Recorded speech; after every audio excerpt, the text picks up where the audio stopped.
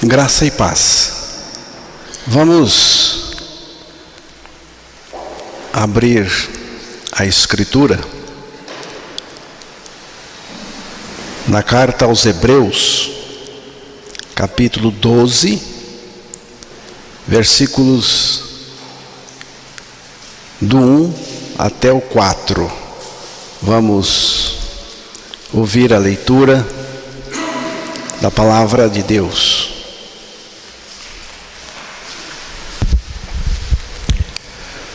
Portanto, também nós, visto que temos a rodear-nos tão grande nuvem de testemunhas, desembaraçando-nos de todo o peso e de todo o pecado que tenazmente nos assedia, corramos com perseverança a carreira que nos está proposta, olhando firmemente para o autor e consumador da fé, Jesus, o qual, em troca da alegria que lhe estava proposta, suportou a cruz, não fazendo caso da ignomínia, e está assentado à destra do trono de Deus. Considerai, pois, atentamente aquele que suportou tamanha oposição dos pecadores contra si mesmo, para que não vos fatigueis, desmaiando em vossa alma. Que Deus revele a sua palavra aos nossos corações, em nome de Jesus.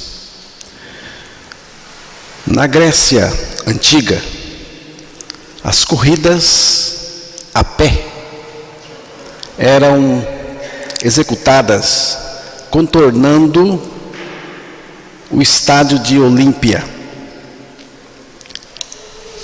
Tinha várias modalidades.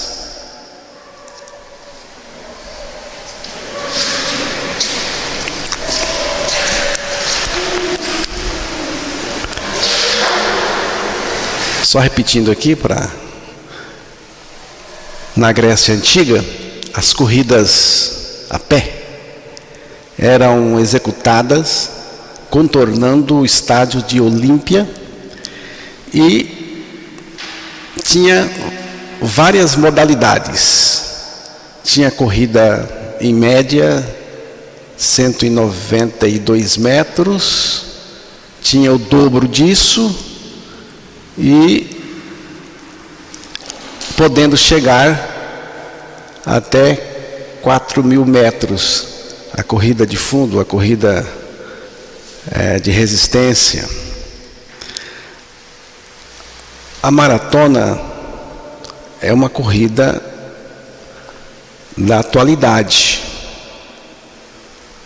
e tem um percurso de 42 quilômetros, arredondando, 42 quilômetros, de muito esforço, cansativa, é uma corrida com muita dificuldade e resistência, é de resistência. E tem esse nome e essa distância devido a um episódio ocorrido na Grécia Antiga, no ano de 490 antes de Cristo. Um soldado grego correu 42 quilômetros, saindo de Maratona, uma cidade grega, até Atenas.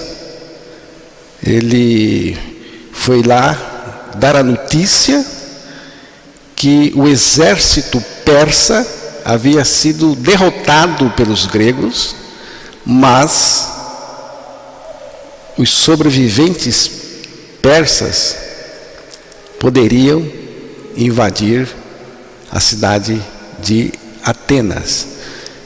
Conta-se que quando ele chegou, deu a notícia, caiu de cansado e morreu. Daí a maratona. Aqui no texto de Hebreus, o escritor imagina os seus leitores como participantes de uma maratona, de uma corrida longa, de perseverança e de muita dificuldade. Ele diz aqui: portanto, também nós, visto que temos a rodear-nos tão grande nuvem de testemunhas, desembaraçando-nos de todo o peso e do pecado que tenazmente nos assedia, corramos com perseverança a carreira que nos está proposta. Portanto, é uma conjunção que liga o assunto anterior ao assunto que ele está introduzindo. Corramos com perseverança a carreira que nos está proposta. Uma corrida de uma carreira que nos está proposta. Veja bem, não é nós propondo, é Deus, porque é uma corrida, uma carreira que nos está proposta. É Deus que propõe, e é Deus também que nos capacita para esta corrida. Esta Olimpíada do Japão, que se encerrou hoje, por causa da pandemia da Covid-19, não teve espectadores, torcedores. Isso fez cair o rendimento dos participantes, dos competidores, dos jogadores. Tirando a questão do eu, que quer sempre estar em evidência, quer ser reverenciado, tem também a questão do incentivo. E nesse caso eu acho que é útil o incentivo. Quanto mais o caçador grita com o cachorro dizendo pega, pega, mais o cachorro ataca. Ele se sente motivado. Mas tem uma diferença da corrida que o mundo propõe, da Olimpíada, para a corrida que Deus propõe. Na corrida do mundo, irmãos, a vitória está no final, mas a de Deus, a vitória já aconteceu em Cristo. Você começa a corrida vencedor, não é para vencer, você começa vencedor. Somos mais do que vencedores por aquele que nos amou. Romanos capítulo 8, verso 37.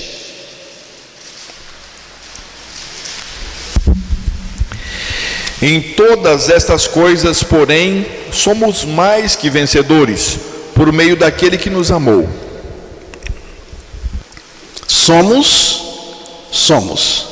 não é seremos, somos, e não é nem vencedor, é mais do que vencedor em Cristo, por meio de Cristo, porque aquele que nos amou é Jesus Cristo.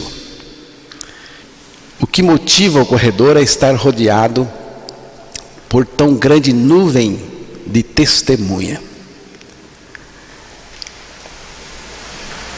Diferente dos torcedores, dos espectadores que assistem, que estão lá torcendo, Aqui, essas testemunhas não são espectadoras que observam o nosso desempenho na corrida, nem se conseguimos alcançar a linha de chegada. Esta é uma outra diferença. Antes, testemunham a nós a respeito da vida de fé. Essa nuvem de testemunha. Irmãos do Antigo Testamento e que são descritos no capítulo anterior.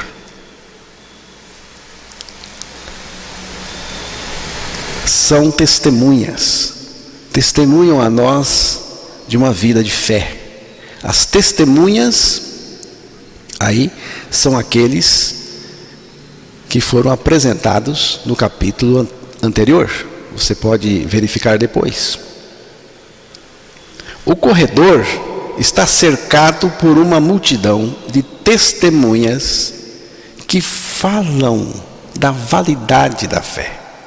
Eles viveram a vida de fé na palavra de Deus, olhando para o Senhor.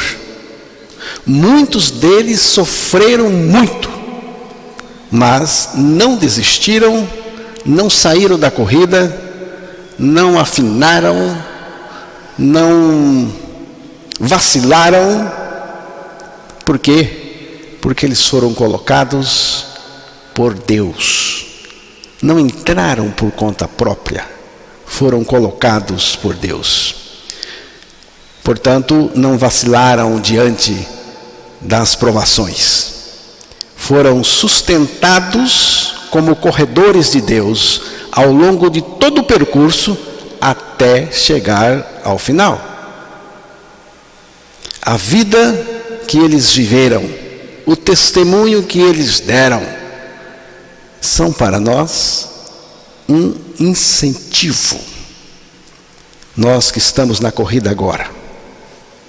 A partir disso, irmãos, o escritor faz algumas exortações importantes para nós. Em primeiro lugar, os leitores são exortados a livrar-se de tudo o que atrapalha, desembaraçando-nos de todo o peso e do pecado que tenazmente nos assedia. Corramos com perseverança a carreira que nos está proposta.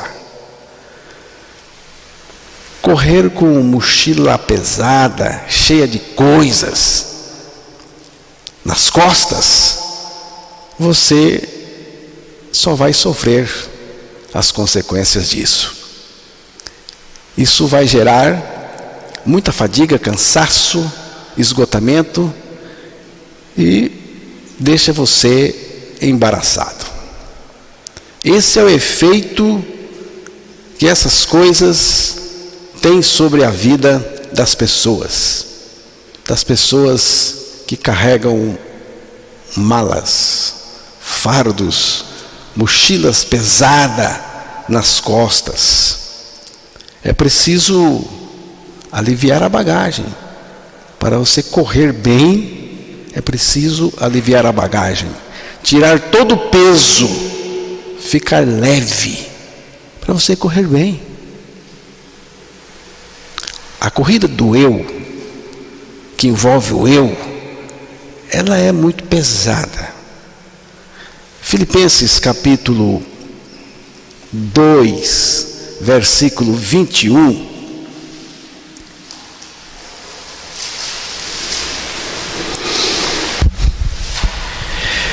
Pois todos eles buscam o que é seu próprio, não o que é de Cristo Jesus.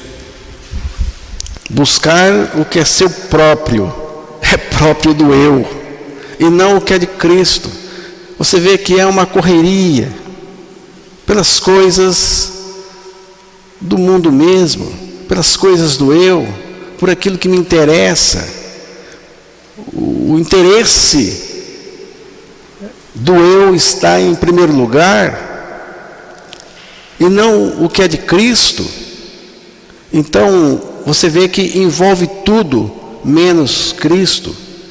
Você tem que se livrar disso. Isso é peso. Isso é mala cheia.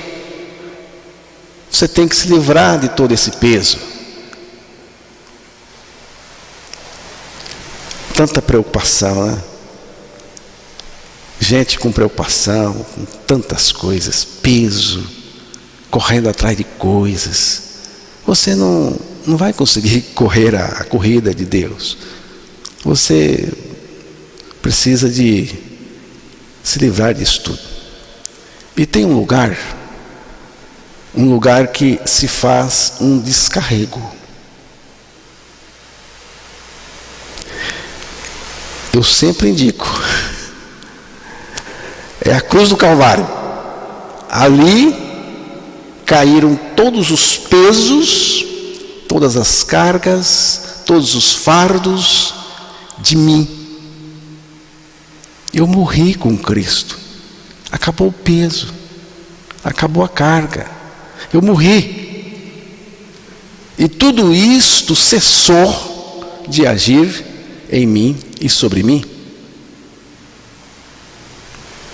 E agora, pela minha ressurreição juntamente com Cristo, Ele vem viver em mim a vida de descanso, a vida leve, a vida sem peso.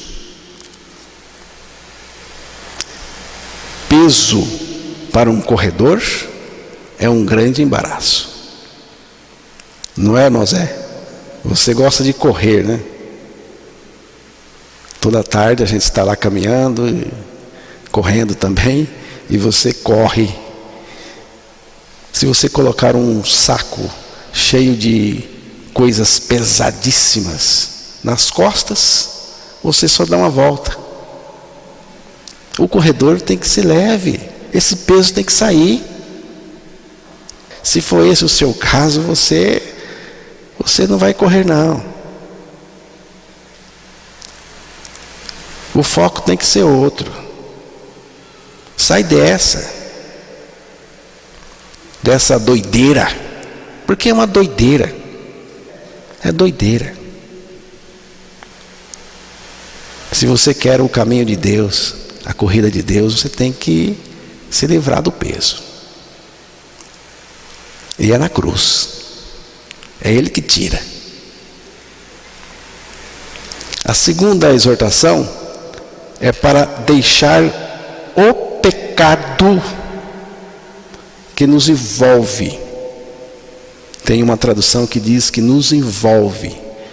Tem outra que diz o pecado que nos rodeia, né? E tem outra tradução que diz assediar. A palavra traduzida por envolve, por assediar, rodeia, é um termo composto que significa literalmente estar à nossa volta. Eu me alegro com isso, em saber que o pecado está à nossa volta. Ele não está em mim operando, ele está fora de mim. Ele está na nossa volta, ao nosso redor. A tradução que diz assediar relaciona o pecado aqui com assédio, porque assediar tem uma conotação negativa, ruim. Assediar é estabelecer cerco para impor sujeição, é insistir com pedidos ou propostas indecentes, que é o que o pecado faz, que o diabo faz. É importunar alguém para que esta pessoa faça alguma coisa. É tentar possuir algo pela insistência, E o pecado insiste. O diabo insiste. O diabo é perdedor. Ele já perdeu na cruz do Calvário. Ele já recebeu o golpe fatal. Só que ele pede revanche. Ele pede revanche o tempo todo. Então, irmãos, é importante saber que o pecado está fora de nós, não dentro de nós. Mas ele ataca. E ataca terrivelmente. O pecado está em torno dos corredores de Cristo e não dentro deles. Só deixa o pecado quem dele foi liberto. Se você foi liberto do pecado, você vai deixar o pecado. O pecado que investe em você. Você rejeita. Você diz não. Se você não foi liberto. Romanos capítulo 6, verso 1 e 2. Que diremos, pois? Permaneceremos no pecado para que seja a graça mais abundante? De modo nenhum. Como viveremos ainda no pecado, nós o que para ele morremos? Como viveremos no pecado, nós que morremos para o pecado? Morremos em Cristo na cruz. Veja o versículo 18. E uma vez libertados do pecado, fostes feitos servos da justiça. Uma vez o quê? Uma vez o quê? Libertados. Está no passado, irmão. Ele já nos libertou. Uma vez. Não é duas, não. Não é se liberto hoje, amanhã e depois, não. É uma vez. Uma vez. Libertos do pecado. Verso 22.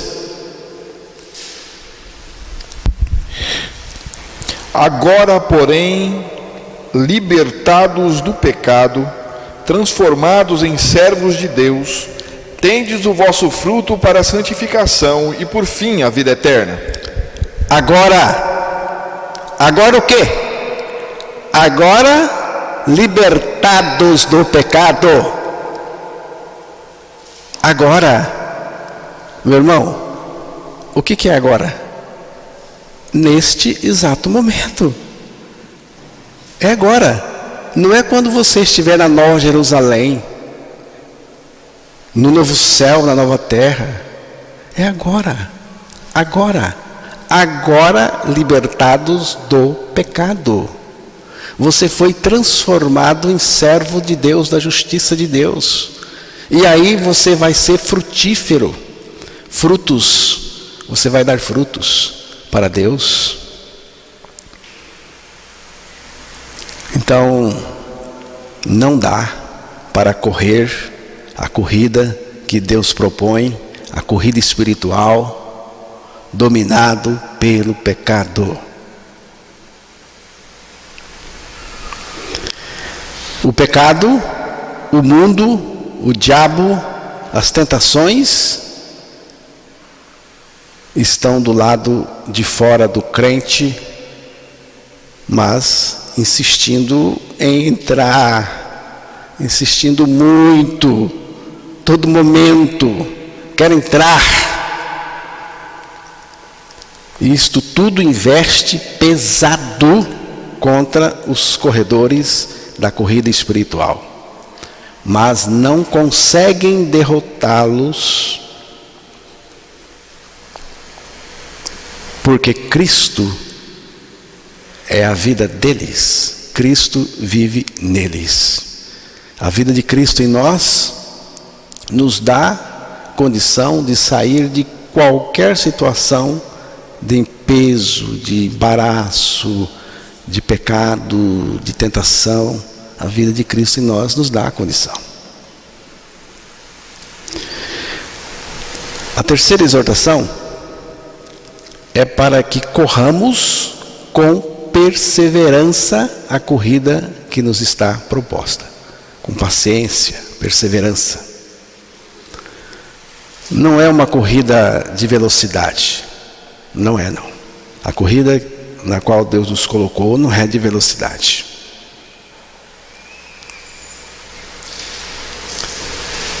Não é para chegar ao destino em pouco tempo. Não.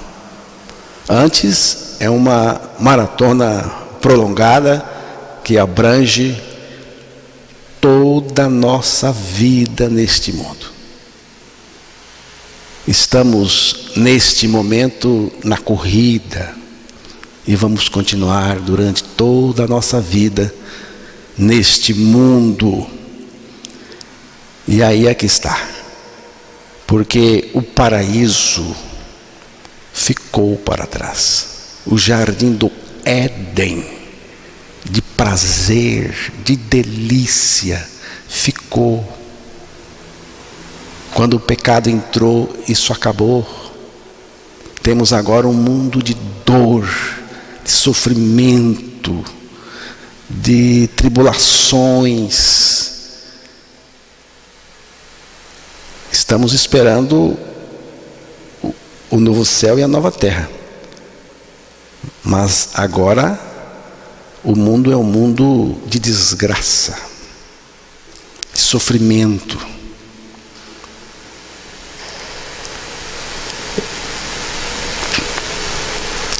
É nesse contexto que temos a perseverança. É por isso que você precisa de perseverança, porque dificuldade você vai ter muitas, luta você vai ter muitas, sofrimento, dor, enquanto você corre. Então você precisa da perseverança. A perseverança surge neste contexto. Se não tivesse isso, também não precisaria perseverança. Quando você pedir a Deus paciência, Ele vai mandar confusão para você. Ele vai mandar aí muita tribulação, porque é isso que vai trabalhar a paciência em você. Então, tribulação, né? Perseverança é a palavra que vai dar sentido ao seu viver cristão neste mundo. Saiba disso. A suficiência de Cristo nos capacita a andar, no caso aqui, correr com perseverança. A perseverança é uma qualidade daquele que persiste, que tem continuidade, que não desiste diante das dificuldades. Ele está ali, ele permanece firme, aconteça o que acontecer.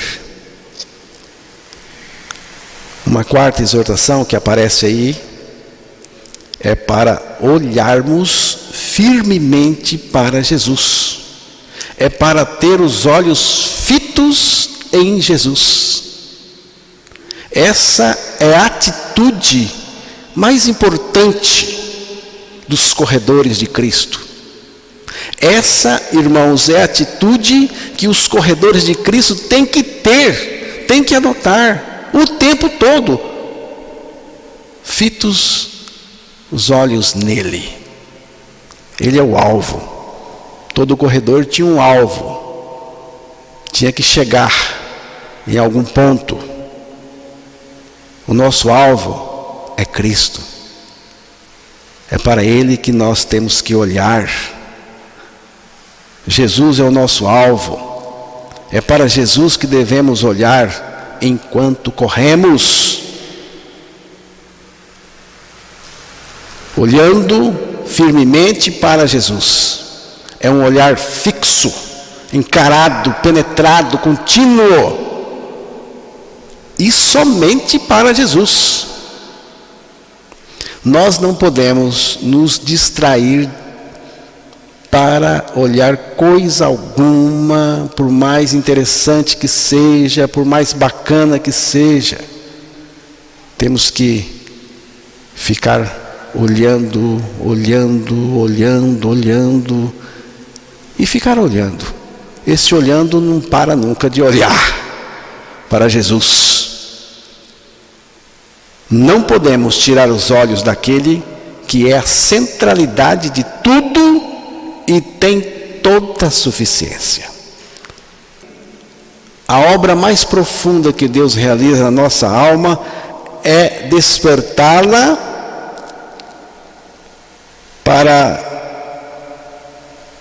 esse anseio contínuo e profundo em conhecer Jesus Cristo por meio da sua palavra.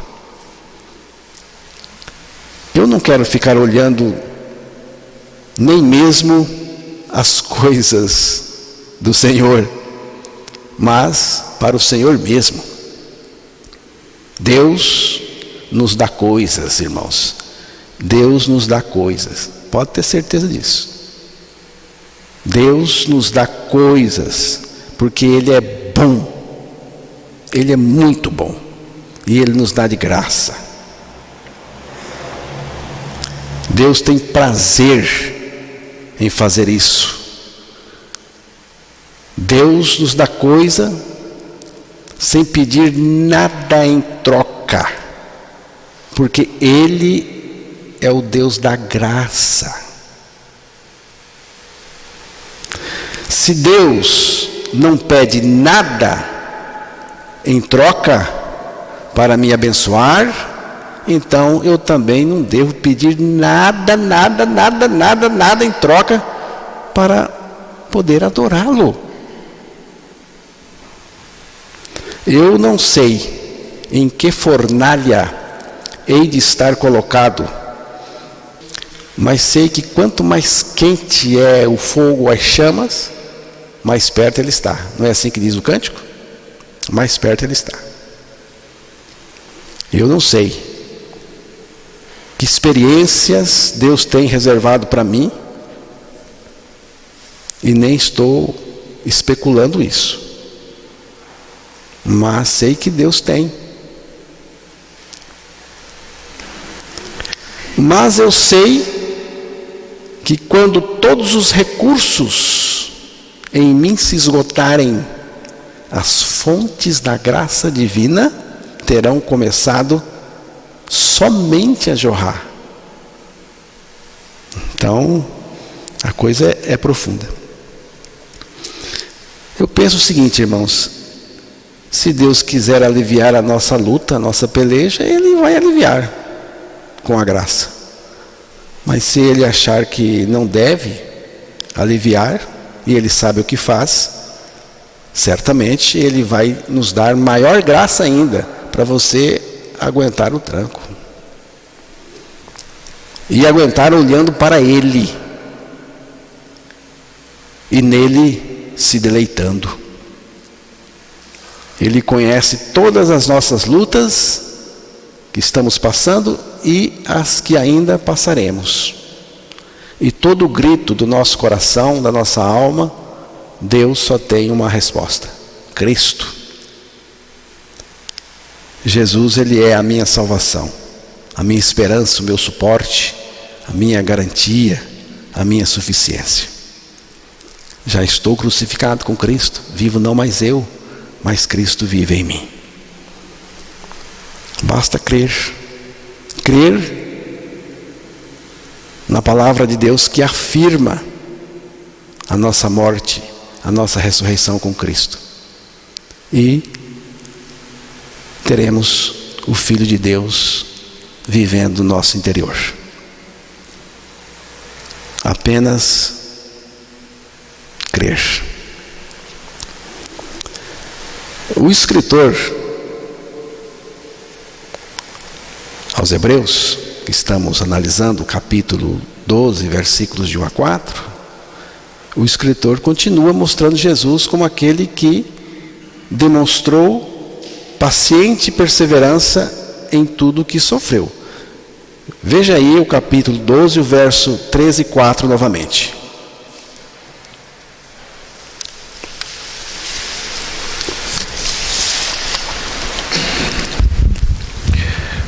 Considerai, pois, atentamente aquele que suportou tamanha oposição dos pecadores contra si mesmo, para que não vos fatigueis, desmaiando em vossa alma. Ora, a nossa luta contra o pecado ainda não tendes resistido até ao sangue. Jesus foi colocado como nosso alvo, aquele que nós temos que olhar. E agora, aí no versículo 3, ele é colocado como nosso parâmetro, a nossa referência. A palavra traduzida para tendo os olhos fitos ou olhando firmemente, que vimos aí há pouco, tem a ideia de dar as costas aos demais, para que não sirvam de parâmetro para nós. Só Jesus. Nada pode servir de referência.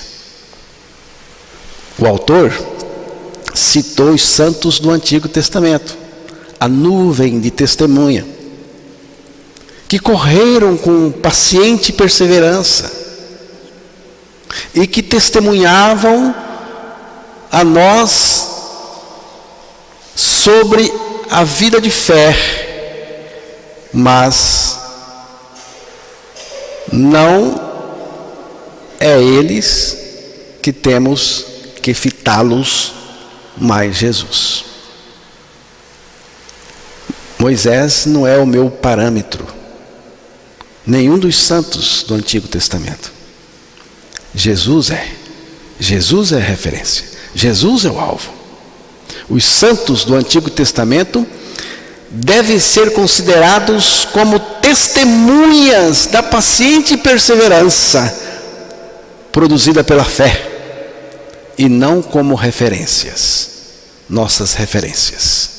Só Jesus pode, só Jesus é apresentado como autor e consumador da fé, como nosso alvo também, como nosso parâmetro.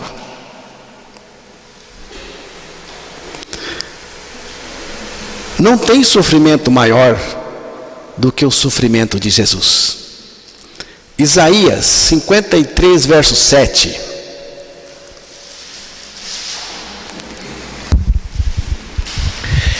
Ele foi oprimido e humilhado, mas não abriu a boca. Como o cordeiro foi levado ao matadouro, e como ovelha muda perante os seus tosquiadores, ele não abriu a boca. O apóstolo Pedro também testificou a respeito da perseverança de Jesus Cristo e seu sofrimento na primeira carta de Pedro, capítulo 2, versículo 21 ao 23.